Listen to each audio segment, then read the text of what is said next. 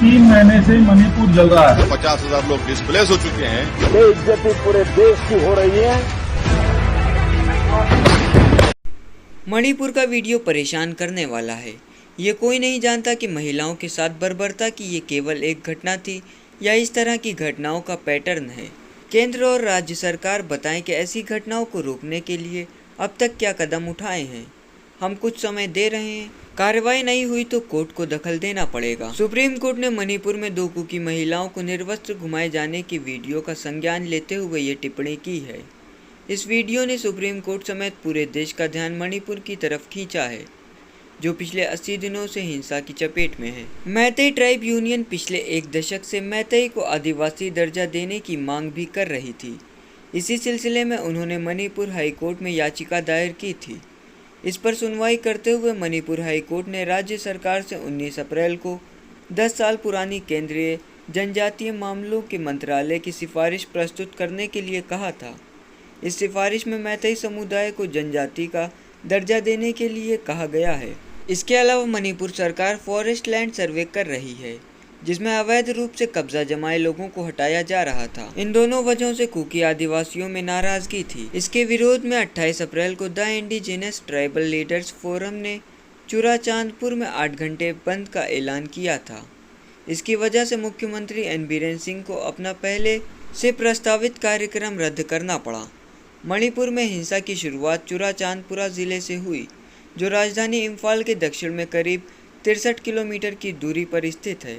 28 अप्रैल को देर रात तक पुलिस और प्रदर्शनकारियों में झड़प होती रही। उसी रात तुईबोंग एरिया में उपद्रवियों ने फॉरेस्ट रेंज ऑफिस को आग के हवाले कर दिया। 27-28 अप्रैल की हिंसा में मुख्य तौर पर पुलिस और कुकी आदिवासी आमने सामने थे। 3 मई को all tribal students union of Manipur ने आदिवासी एकता मार्च निकाला।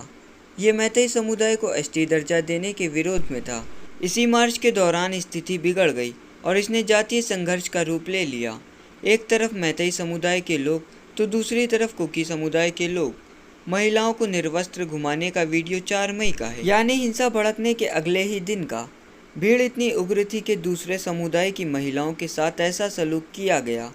तब से करीब 80 दिन बीत चुके हैं। मणिपुर की हवा में आगजनी की दुर्गंध और मार दो जला दो के नारे गूंजते रहते हैं। महिलाओं को निर्वस्त्र करके घुमाने के वीडियो पर मणिपुर के मुख्यमंत्री एन बीरेन सिंह ने कहा कि ये तो एक वीडियो वायरल हुआ है, इस तरह की सैकड़ों घटनाएं हुई हैं। 4 जून को मणिपुर के पश्चिमी इम्फाल जिले में भीड़ ने एक एम्बुलेंस को रास्ते में रोक उसमें आग लगा दी। एम्बुलेंस में सवार 8 साल के बच्चे, उसकी मां और एक अन्य रिश्तेदार की मौत हो गई। एक अधिकारी ने बताया कि गोलीबारी की एक घटना के दौरान बच्चे के सिर में गोली लग गई थी।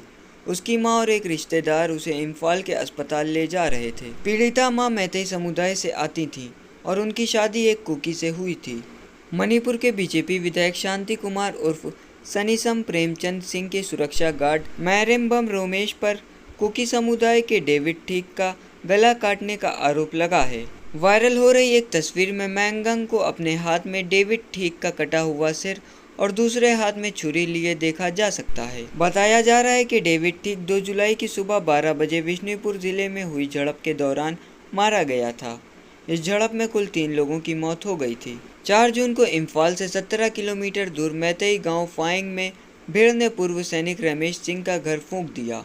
रमेश सिंह को डर था कि कुकी उन पर हमला कर सकते हैं, इसलिए वे लाइसेंसी गन लेकर गांव में गश्त करते थे। रमेश सिंह के बेटे रॉबर्ट ने बताया कि एक रात कुकी लोगों की भीड़ ने गांव पर हमला कर दिया, कई घरों में आग लगा दी। हमले में उनके पिता को पैर में गोली लगी। हमलावर उसी हालत में उन्हें घसीटकर पहाड़ों में ले गए। रॉबर्ट ने बताया कि अगले दिन उनके पिता की लाश मिली, उनके सिर में गोली लगी थी। 6 जुलाई को अज्ञात बंदूकधारियों ने मणिपुर के पश्चिम इम्फाल जिले में एक स्कूल के बाहर एक महिला की गोली मारकर हत्या कर दी थी। ये घटना हिंसा के कारण राज्य में 2 महीने बाद कक्षाएं शुरू होने के एक दिन बाद क्वाकीथेल मायाई कोइबा इलाके में हुई। अधिकारियों ने बताया कि महिला किसी काम से स्कूल के पास गई थी, हालांकि उसका किसी स्कूल से कोई संबंध नहीं था। एक युवती ने टेलीग्राफ अखबार से बातचीत में बताया कि 4 मई की शाम को 4 बजे 150 हथियारबंद पुरुष और महिला मेरे इंस्टीट्यूट में घुस आए। ये लोग आइडेंटिटी कार्ड देखकर कुकी छात्र छात्राओं को निशाना बना रहे थे। डॉर्मेट्री में 90 स्टूडेंट्स थे। युवती ने बताया वहां पर 10 लोग कुकी से थे। 2 को पुलिस ने बचा लिया, 6 भाग गए। मुझे और मेरे दोस्त को पकड़ लिया। लगभग आधे घंटे से अधिक समय तक वे लोग हमें फुटबॉल की तरह लात मारते रहे। लोग जत्थे में आकर हम पर कूद रहे थे। बेहोश होने से पहले मैं ये सुन पा रही थी कि क्या मैं जिंदा हूँ। वे लोग शायद मरा हुआ मानकर छोड़ गए थे। मुझे जब होश आया तो मैं Jawaharlal Nehru institute of medical sciences Imphal के आईसीयू में भर्ती थी। मुझे बताया गया था कि पुलिस वालों ने मुझे उठाकर वहां भर्ती कराया था। मेरे कुछ दोस्त और परिवार के लोग मुझे लेकर दिल्ली के एम्स ले आए और मुझे यहाँ भर्ती कराया गया। मणिपुर एक क्रिकेट स्टेडियम की तरह है। इसमें इम्फाल घाटी पिच की तरह बिल्कुल बीच में है। ये पूरे प्रदेश का 10% हिस्सा है, जिसमें प्रदेश की 57% आबादी रहती है। बाकी चारों तरफ 90% हिस्से में पहाड़ी इलाके हैं, जहाँ प्रदेश की 42% आबादी रहती है। इम्फाल घाटी वाले इलाके में मैतेई समुदाय का दबदबा है। ये ज़्यादातर हिंदू हैं। मणिपुर की कुल आबादी में इनकी हिस्सेदारी करीब 53% है। मणिपुर के कुल 60 विधायकों में से 40 विधायक मैतेई समुदाय से हैं। पहाड़ी इलाकों में 33 मान्यता प्राप्त जनजातियां रहती हैं, जिनमें प्रमुख रूप से नागा और कुकी जनजाति हैं। ये दोनों जनजातियां मुख्य रूप से ईसाई हैं। मणिपुर के कुल 60 विधायकों में से 20 विधायक जनजातियों से हैं। मणिपुर में करीब 8% मुस्लिम और करीब 8% सनमही समुदाय के लोग हैं। घाटी और पहाड़ी के इस डिवाइड की वजह से मणिपुर में कई तरह की समस्याएं पैदा होती हैं। भारतीय संविधान के आर्टिकल 371C के तहत मणिपुर की पहाड़ी जनजातियों को स्पेशल कॉन्स्टिट्यूशनल प्रिविलेज मिले हैं, जो मैतेई समुदाय को नहीं मिले।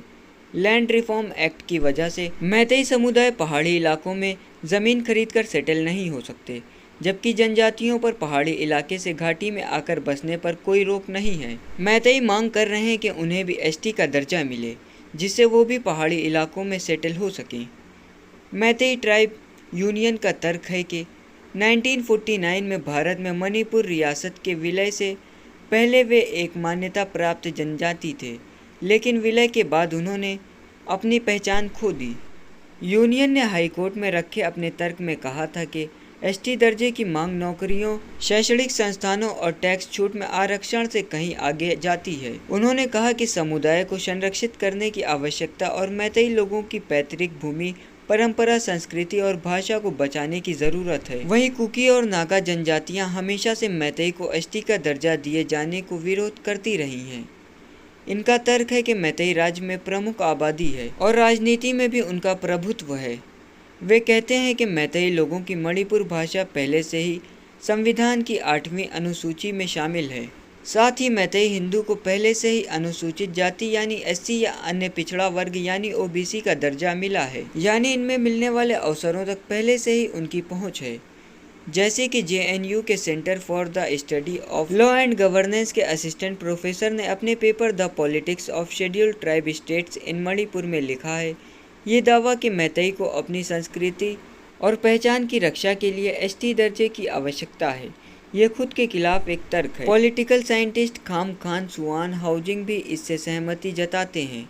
वो कहते हैं कि अगर मैतेई खुद को एसटी की लिस्ट में शामिल कराने में सफल होती है तो वे भारत में एसटी, एससी, ओबीसी और ईडब्ल्यूएस का लाभ हासिल करने वाले एकमात्र समुदाय बन जाएंगे। हिंसा भड़कने के बाद केंद्र सरकार ने भाजपा की चुनी हुई सरकार से कानून व्यवस्था को अपने हाथ में ले लिया। राज्य में कर्फ्यू लगा हुआ है, इंटरनेट सेवाएं बंद हैं, मेन हाईवे को प्रदर्शनकारियों ने बंद कर रखा है। गृह मंत्री अमित शाह राज्य का दौरा कर चुके हैं। इसके बाद भी कोई खास बदलाव नहीं आया है। एक सरकारी अधिकारी ने न्यूयॉर्क टाइम्स से कहा, मुझे नहीं लगता कि ये जल्द ही खत्म होने वाला है।